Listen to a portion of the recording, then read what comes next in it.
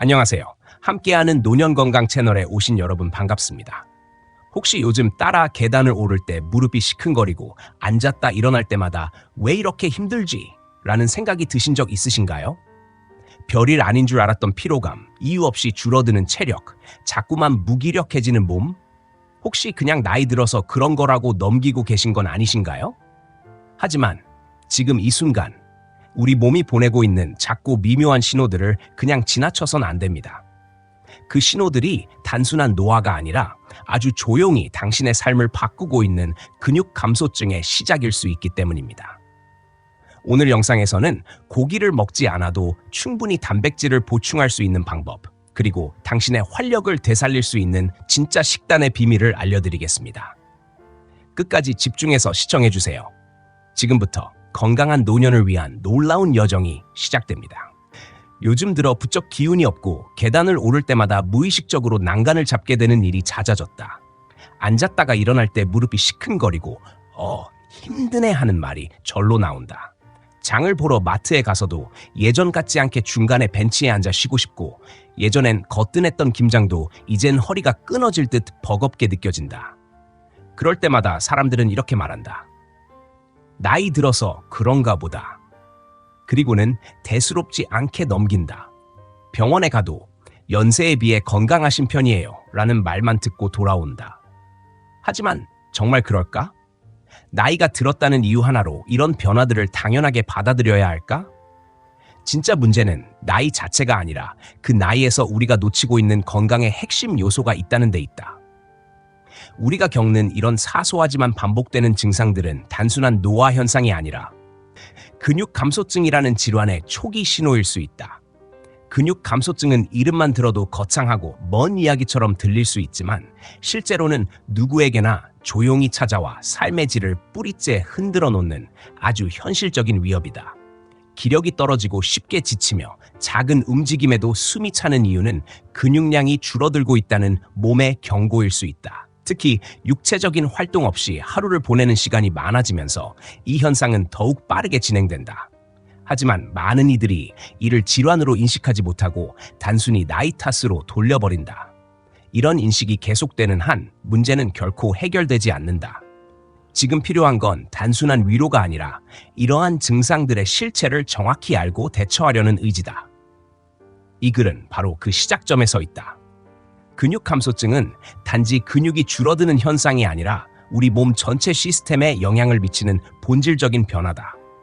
30살부터 우리 몸의 근육량은 해마다 조금씩 줄어들기 시작하는데, 60을 넘기면 그 속도가 더욱 빨라져 해마다 근육의 3%가 사라진다. 10년이면 거의 30% 가까이 근육이 빠지는 셈이다. 이러한 근육 손실은 단지 외형적인 변화나 힘의 저하로 끝나지 않는다. 기초대사율이 떨어져 조금만 먹어도 살이 쉽게 찌고 에너지가 부족해 일상생활이 피곤해진다. 균형 감각도 약해져 넘어지기 쉬워지고 작은 낙상조차 큰 부상으로 이어질 수 있다. 무엇보다 면역력이 약해지면서 감기에 자주 걸리고 회복 속도도 느려진다. 이 모든 변화가 복합적으로 작용해 악순환을 만든다. 활동량이 줄면서 더 근육이 빠지고 에너지 소비도 떨어지며 식욕까지 줄어들어 영양 섭취가 부족해진다. 결과적으로 근육 감소는 더욱 심화되고 어느 순간 침대에서 일어나기조차 힘든 상태에 이를 수 있다. 하지만 많은 병원에서는 이 심각한 과정을 조기에 발견하거나 알려주지 않는다. 왜냐하면 혈액 검사나 엑스레이 같은 일반적인 검사로는 근육 감소증이 잘 드러나지 않기 때문이다. 별도의 근육량 측정 장비가 필요하지만 대부분의 병원은 이를 기본 검사로 시행하지 않는다. 그래서 기운이 없고 허기가 지며 밤에 쥐가 나는 등의 증상을 호소해도 특별한 이상은 없다는 진단만 받고 돌아오는 경우가 많다. 그러나 이러한 신호들은 단백질 부족과 근육 감소의 분명한 시작일 수 있다. 문제는 병이 어느 정도 진행된 후에야 이를 체감하게 된다는 것이다. 따라서 근육 감소증은 조기 인지와 예방이 무엇보다 중요하며, 단순히 나이 탓으로 넘기기엔 그 대가가 너무 크다. 지금부터라도 근육을 지키는 방법을 알아야 하는 이유가 여기에 있다. 많은 사람들이 단백질을 충분히 섭취하고 있다고 생각하지만 실제로는 몸에 흡수되지 않아서 근육으로 전환되지 못하는 경우가 대부분이다. 특히 나이가 들수록 단백질의 흡수율은 현저히 떨어진다. 20살 때는 계란 하나만 먹어도 충분한 효과를 볼 수 있었지만 60을 넘긴 이후에는 같은 양을 먹어도 실제로 흡수되는 양은 절반에도 미치지 못한다. 이러한 생리적인 변화는 단백질 섭취에 대한 접근 방식을 완전히 바꿔야 함을 의미한다. 단순히 예전처럼 먹는다는 방식은 더 이상 통하지 않는다. 이제는 얼마나 먹느냐보다 어떻게 먹고 어떤 단백질을 선택하느냐가 훨씬 더 중요하다. 우리 몸은 시간이 지남에 따라 위산 분비량이 줄어들고 이로 인해 단백질을 소화하는 효소들의 작용도 약해진다. 위산이 부족하면 아무리 좋은 단백질을 먹어도 제대로 분해되지 못하고 흡수되지 않은 채 그대로 배출된다. 그래서 위장 기능이 약해진 중장년층은 같은 음식을 먹어도 그 효과가 달라진다. 또한 단백질을 근육으로 전환하는 능력, 즉 동화작용도 나이가 들수록 저하된다. 이로 인해 단백질을 섭취하더라도 그것이 근육 생성으로 이어지지 않고 단지 에너지원으로만 사용되거나 배출되기 쉽다. 따라서 중장년층 이후에는 젊었을 때보다 최소 1배 반 이상의 단백질이 필요하다. 이를 모르고 젊었을 때 기준으로 식단을 유지하면 필연적으로 단백질 부족에 빠질 수밖에 없다. 더욱이 많은 사람들이 단백질 식품이라고 믿고 섭취하는 음식들조차 실제로는 기대만큼의 효과를 내지 못한다. 계란 하나에 들어있는 단백질은 고작 6g 정도인데 하루에 필요한 단백질량이 50에서 60g이라는 점을 고려하면 단지 계란 하나만으로는 턱없이 부족한 셈이다. 고기를 먹는다고 해도 손바닥만 한 양으로는 필요한 단백질의 절반도 채우지 못하고 나이가 들수록 고기를 소화하는 능력도 떨어지기 때문에 현실적으로 그 양을 늘리는 것조차 어렵다. 결국 중요한 것은 양이 아니라 흡수 가능성이다. 위장이 받아들일 수 있는 형태, 나이에 맞는 조리 방식, 근육으로 전환되기 쉬운 종류의 단백질을 선택하는 것이야말로 핵심이다. 즉, 단백질 섭취는 단순한 식습관이 아니라 나이 든 몸을 이해하고 맞춤 전략을 세워야 하는 건강관리의 중요한 축이다.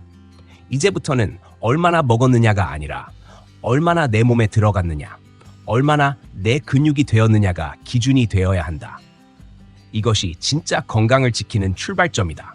단백질 섭취가 중요하다는 사실을 알고 있음에도 불구하고 여전히 많은 사람들이 기력이 없고 쉽게 피곤해지는 이유는 대부분 일상 속에서 무심코 반복하는 잘못된 식사 방식 때문이다. 가장 흔한 실수는 아침 식사를 거르거나 대충 때우는 것이다. 아침은 밤새 공복 상태였던 몸에 단백질을 공급해 하루 동안의 근육 합성을 시작하게 만드는 중요한 시점이다. 그런데 많은 이들이 바쁘다는 이유로 아침을 건너뛰거나 단순한 탄수화물 위주의 식사를 하며 이 결정적인 타이밍을 놓치고 만다. 또 하나의 실수는 단백질 섭취를 특정 끼니, 특히 저녁에만 몰아서 하는 것이다. 우리 몸은 한 번에 흡수할 수 있는 단백질의 양이 한정되어 있어서 한 끼에 너무 많은 양을 섭취하면 흡수되지 않고 남는 부분은 배출되거나 지방으로 전환된다. 따라서 하루에 필요한 단백질을 아침, 점심, 저녁으로 균형 있게 나눠서 섭취하는 것이 가장 효과적이다. 그 다음으로 많이 저지르는 오류는 단백질 식사와 함께 커피나 녹차를 마시는 습관이다. 카페인은 단백질의 흡수를 방해하고 체내 아미노산의 활용을 떨어뜨려 단백질이 근육으로 전환되는 데 큰 장애가 된다. 식후에 마시는 커피 한 잔이 습관처럼 여겨지지만 단백질 식사 후 최소 1시간 이상 간격을 두는 것이 바람직하다. 또한 술 역시 단백질 합성에 부정적인 영향을 미친다. 특히 중장년층은 알코올 분해 능력이 저하되어 있어 술을 마신 뒤에는 단백질 대사가 제대로 이루어지지 않고 오히려 체내 염증 반응이 증가하면서 근육 손실을 더 가속화시킨다. 가능하면 단백질 섭취 전후 몇 시간은 금주하고 술 자체의 빈도도 줄이는 것이 좋다. 마지막으로 짠 음식을 자주 먹는 습관도 단백질 대사에 악영향을 끼친다. 지나치게 짠 음식은 신장에 부담을 주고 단백질의 체내 활용을 방해할 수 있다. 특히 국물 요리나 인스턴트 식품을 자주 섭취하는 경우 나트륨 섭취량이 급증하게 되는데 이는 장기적으로 근육 건강을 위협하는 요인이 된다.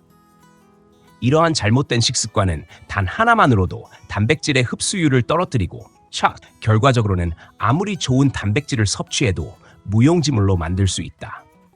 따라서 단백질을 어떻게 먹을 것인가에 대한 고민은 단순한 식단의 문제가 아니라 잘못된 습관을 바로잡는 데에서 시작되어야 한다. 지금까지 당연하게 여겼던 일상 속의 행동들이 결국 내 몸의 회복력과 활력을 갉아먹고 있다는 사실을 깨닫는 것이 진정한 건강 회복의 첫걸음이다. 단백질을 효과적으로 보충하기 위해 반드시 고기를 먹어야 한다는 고정관념은 이제 바뀌어야 한다. 실제로 우리 주변에는 고기보다 단백질 함량이 높고 흡수율도 뛰어나며 소화에도 부담 없는 식물성 및 기타 단백질 식품들이 존재한다. 그중 첫 번째로 소개할 수 있는 식품은 황태다. 황태 100g에는 무려 75g의 단백질이 들어있으며 이는 계란 12개 분량에 해당하는 어마어마한 양이다. 황태는 명태를 겨울 찬바람에 말려 단백질이 농축된 형태이며 이 과정에서 소화 흡수율도 훨씬 높아져 위장이 약한 노년층도 부담 없이 섭취할 수 있다. 또한 황태에는 간 기능을 돕는 메티오닌 성분이 풍부하여 간 건강에도 탁월하다. 두 번째는 두부다. 두부 한 모에는 약 20g의 단백질이 들어있고 가격은 저렴하면서도 쉽게 구할 수 있어 경제적이다. 특히 두부는 이미 단백질이 분해된 형태라서 소화 효소가 부족한 이들에게도 흡수가 잘 되고 이소플라본이라는 성분이 뼈 건강과 갱년기 이후의 호르몬 균형에도 도움을 준다. 세 번째는 병아리콩이다. 삶은 병아리콩 100g에는 20g의 단백질이 들어있으며 식이섬유가 풍부해 장 건강과 변비 해소에도 효과적이다. 또한 필수 아미노산이 골고루 들어있어 완전 단백질에 가까우며 비타민 B9가 단백질 대사를 돕기 때문에 흡수율 또한 높다. 병아리콩은 혈당 조절에도 도움을 주며 특히 식후 졸림과 같은 증상을 줄이는 데 효과적이다. 네 번째는 들깨다. 들깨는 흔히 나물 부침에 쓰이는 식재료이지만 실상은 단백질 함량이 20%를 넘고 오메가3 지방산까지 풍부하게 함유되어 있다. 들깨는 혈관 건강을 돕고 뇌 기능을 향상시키며 특히 들깨가루 형태로 섭취하면 나물 요리의 맛을 살리면서 단백질을 효율적으로 보충할 수 있다. 다섯 번째는 시금치와 버섯이다. 이 두 가지 채소는 칼로리는 낮으면서도 단백질이 풍부하고 철분과 칼슘, 비타민까지 골고루 함유되어 있어 매우 이상적인 식물성 단백질원이다. 특히 버섯은 산에서 나는 고기로 불릴 만큼 단백질 밀도가 높으며 시금치는 비타민 K와 엽산, 마그네슘 등의 미량 영양소가 풍부해 노년기의 체력 유지에 도움이 된다. 이 5가지 식품은 우리가 평소에 쉽게 접할 수 있는 재료들이며 값비싼 보충제나 특별한 수입 식품 없이도 고기보다 훨씬 효율적으로 단백질을 섭취할 수 있도록 도와준다. 무엇보다 이들은 씹기 쉬우며 위장에 부담이 적고 다양한 방식으로 조리가 가능하기 때문에 식단에 자연스럽게 녹여낼 수 있다는 점에서 실용적이고 지속 가능한 선택이다. 단백질이 풍부한 5가지 식품을 단순히 알고 있는 것만으로는 충분하지 않다. 진짜 중요한 것은 그것들을 어떻게 조리하고 어떤 방식으로 섭취하느냐이다. 먼저 황태는 국물로만 섭취하면 단백질의 대부분을 버리는 셈이 된다. 황태의 단백질은 건더기에 집중되어 있기 때문에 국물보다는 황태살 자체를 꼭 먹어야 한다. 황태를 조리할 때는 미지근한 물이나 쌀뜨물에 30분 정도 불린 후 미역이나 콩나물과 함께 국을 끓이면 소화가 쉬우며 흡수율도 높아진다. 이때 무나 감자를 함께 넣으면 단백질 흡수를 돕고 간은 최대한 싱겁게 해서 나트륨 부담을 줄이는 것이 중요하다. 두부는 가능한 한 국산 콩으로 만든 제품을 선택하고 물기가 적고 단단한 두부일수록 단백질 함량이 높다. 두부는 찜, 조림, 된장국 등에 다양하게 활용할 수 있으며 특히 아침에는 두부찜, 점심에는 두부조림, 트리, 저녁에는 국에 넣어 먹는 방식으로 구성하면 하루 종일 부담 없이 단백질을 공급할 수 있다. 순두부보다는 단단한 두부가 단백질 함량이 3배 가까이 높기 때문에 가급적이면 단단한 형태를 선택하는 것이 좋다. 병아리콩은 미리 물에 반나절 정도 불린 후 압력솥이나 냄비에 삶아서 소분하여 냉동 보관하면 한 번 준비로 1달 이상 활용이 가능하다. 밥에 넣거나 죽으로 끓이고 샐러드에 뿌리거나 간식으로 한 줌 먹는 등 다양한 방법으로 섭취할 수 있다. 특히 믹서에 갈아 주스로 만들어 마시면 소화가 어려운 분들도 부담 없이 섭취할 수 있다. 들깨는 볶은 후 가루로 만들어 두면 나물 무침, 국, 죽, 선식 등 어디에든 쉽게 넣을 수 있다. 특히 시금치나 콩나물 부침에 들깨가루를 뿌리면 비린맛이 사라지고 고소한 맛이 더해져 입맛을 돋우는 데에도 좋다. 다만 하루 1스푼에서 2스푼 이상은 넘기지 않도록 주의해야 하며 볶은 들깨는 반드시 밀폐 용기에 담아 서늘한 곳에 보관하고 1달 이내에 섭취하는 것이 가장 이상적이다. 시금치와 버섯은 끓는 물에 살짝 데쳐 짜은 맛이나 잡내를 제거한 후 참기름이나 들기름에 무쳐 먹으면 단백질은 물론 철분과 비타민까지 고루 챙길 수 있다. 시금치는 계절마다 영양소가 다소 차이가 있으나 제철에 섭취할 경우 더 풍부한 영양을 얻을 수 있으며 버섯은 느타리, 팽이, 표고 등 다양한 종류를 취향에 따라 선택하여 반찬이나 국, 볶음 요리에 자유롭게 활용할 수 있다. 중요한 것은 이 5가지 식품을 자신의 식단과 생활 리듬에 맞게 조리하고 꾸준히 섭취하는 것이며 무엇보다 단백질이 들어있는 건더기를 남기지 않고 섭취하는 생활 습관을 갖는 것이 회복의 핵심이다. 단백질을 충분히 섭취하는 것도 중요하지만 그것을 언제 어떤 방식으로 나누어 먹느냐에 따라 그 효과는 완전히 달라진다. 가장 먼저 고려해야 할 것은 섭취의 타이밍이다. 우리 몸은 한 번에 흡수할 수 있는 단백질의 양이 제한되어 있어 하루에 필요한 단백질을 한 끼에 몰아서 먹는 것은 매우 비효율적이다. 예를 들어 하루에 60g의 단백질이 필요하다고 가정할 때 이를 한 번에 먹는다면 실제로는 절반도 제대로 흡수되지 못하고 나머지는 배출되거나 지방으로 전환될 가능성이 크다. 따라서 아침, 점심, 저녁으로 3등분하여 각각 20g 내외로 나누어 섭취하는 것이 가장 효과적이다. 특히 아침 식사의 중요성은 아무리 강조해도 지나치지 않다. 밤새 공복 상태였던 몸에 아침에 단백질을 공급하면 하루 종일 근육 합성이 활발하게 진행될 수 있는 기반이 마련된다. 그 다음으로는 음식의 조합이 중요하다. 단백질을 단독으로 섭취하는 것보다 흡수를 도와주는 다른 영양소들과 함께 먹을 때 효과가 배가 된다. 예를 들어 비타민 B군이 풍부한 시금치, 달걀 노른자, 현미, 브로콜리 같은 식품은 단백질을 근육으로 전환시키는 과정을 촉진시키며 통밀과 같은 복합 탄수화물은 에너지 대사에 도움을 준다. 또한 건강한 지방인 들기름, 참기름, 견과류 등은 세포막을 튼튼하게 만들어 단백질이 세포 안으로 더 잘 들어갈 수 있도록 돕는다. 발효식품도 빼놓을 수 없다. 김치, 된장, 청국장 같은 전통 발효식품은 장내 환경을 개선시켜 단백질의 소화와 흡수를 극대화한다. 반대로 피해야 할 조합도 명확하다. 대표적인 것이 단백질 식사 직후에 커피나 녹차 섭취이다. 카페인은 단백질의 아미노산 분해와 흡수를 방해하고 특히 철분과 결합하여 체외로 배출되게 만든다. 따라서 식사 후 최소 1시간 이상의 간격을 두고 마시는 것이 바람직하다. 또한 술은 단백질의 근육 합성을 억제하고 간 기능에 부담을 주어 오히려 체내 염증을 유발할 수 있다. 가능한 한 금주하거나 단백질 식사와는 몇 시간의 간격을 두는 것이 좋다. 나트륨 역시 주의해야 할 요소다. 지나치게 짠 음식은 신장 기능을 약화시키고 단백질 대사를 저하시켜 섭취한 단백질이 제 역할을 하지 못하게 만든다. 라면, 햄, 인스턴트 음식, 과자류 등 나트륨이 높은 음식은 단백질 중심 식단과는 어울리지 않으며 오히려 근육 손실을 가속화시킬 수 있다. 단백질은 그 자체만으로 완전한 해결책이 될 수 없으며 언제 먹느냐, 어떤 음식과 함께 먹느냐, 어떤 습관과 병행하느냐가 결정적인 차이를 만든다. 결국 건강한 단백질 섭취란 음식의 선택만이 아니라 시간, 조합, 환경, 습관까지 고려한 총체적인 전략이어야 하며 이것이야말로 나이 들어서도 활력을 유지할 수 있는 가장 과학적이고 실현 가능한 방식이다. 단백질 섭취를 제대로 실천하기 위해서는 막연한 이론이나 추상적인 조언이 아니라 현실적이고 구체적인 식단이 필요하다. 어렵고 복잡한 요리법이 아니라 누구나 집에서 쉽게 따라할 수 있고 경제적으로 부담되지 않는 식사 구성이 핵심이다. 아침 식사는 황태 미역국, 두부조림, 병아리콩 반찬으로 구성하면 이상적이다.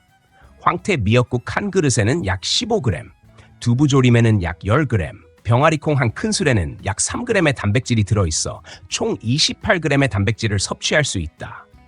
이 정도면 아침 한 끼만으로 하루 단백질 필요량의 절반 가까이를 충족시킬 수 있는 셈이다. 점심 식사는 들깨가루가 들어간 나물 반찬, 현미밥, 된장국이 적합하다. 들깨가루 2스푼에는 6g, 현미밥에는 약 5g, 된장국에는 3g 정도의 단백질이 포함되어 있어 총 14g을 섭취할 수 있다. 저녁 식사는 계란찜, 채소나물, 보리밥으로 간단하게 마무리할 수 있다. 계란찜 2개에는 12g, 보리밥에는 4g, 나물류에서는 2g 정도가 제공되어 총 18g 정도의 단백질이 보충된다.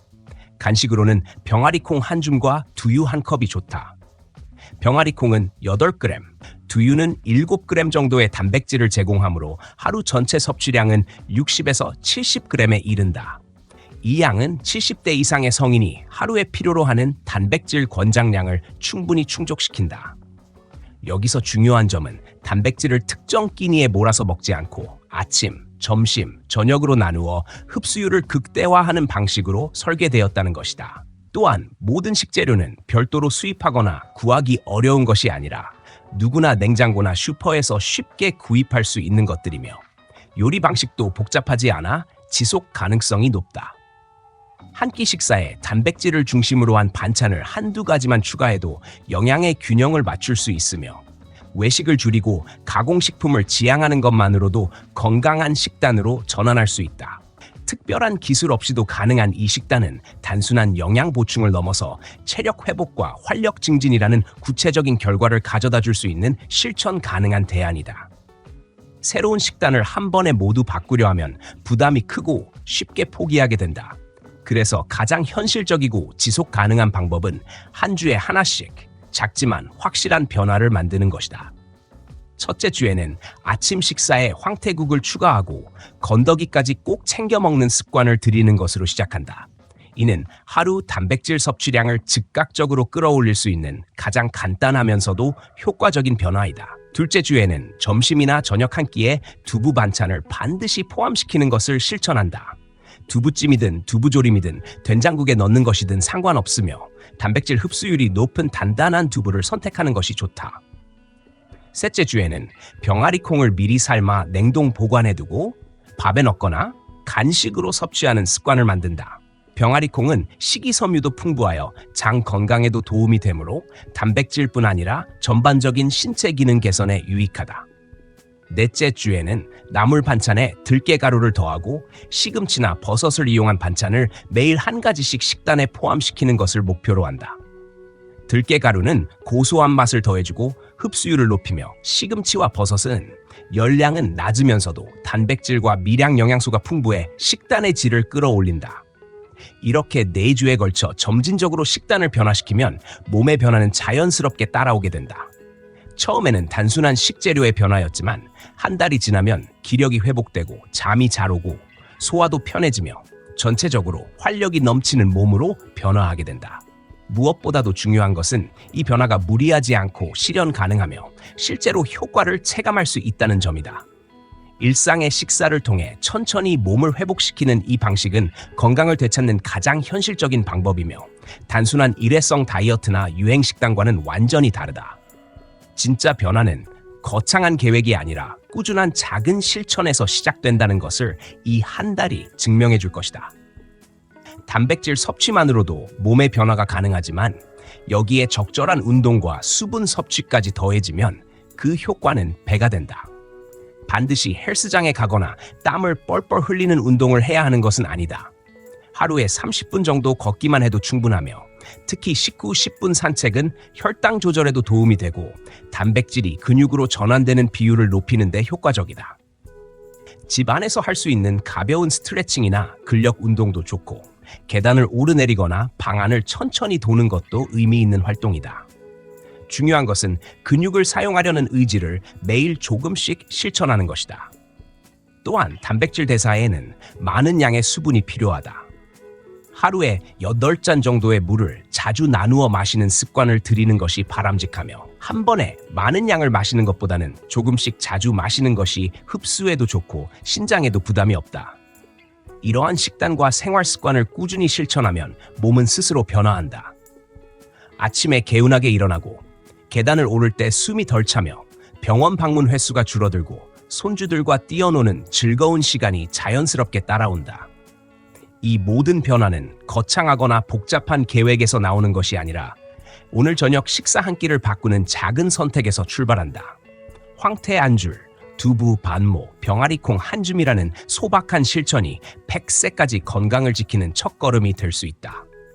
아무리 나이가 많아도 결코 늦은 것은 없으며 우리 몸은 회복력이 탁월한 구조를 가지고 있다. 지금 당장은 변화가 느리게 보일 수 있어도 오늘 시작한 식단과 생활의 변화는 내년 이맘때의 삶을 완전히 다르게 만들 수 있다. 단백질은 얼마나 먹느냐보다 어떻게 먹느냐, 무엇과 함께 먹느냐, 어떤 습관과 함께 하느냐가 더 중요하다. 작은 변화가 큰 결과를 만든다는 믿음을 가지고 오늘 이 순간부터 단 하나의 식사라도 의미 있게 바꿔보는 것이 야말로 진짜 건강을 회복하는 가장 현실적이고 강력한 방법이다. 지금까지 함께 해주셔서 감사합니다. 작은 식단 변화가 큰 건강 변화를 만듭니다. 함께하는 노년 건강과 함께 활기찬 하루 보내세요. 구독과 좋아요 잊지 마세요.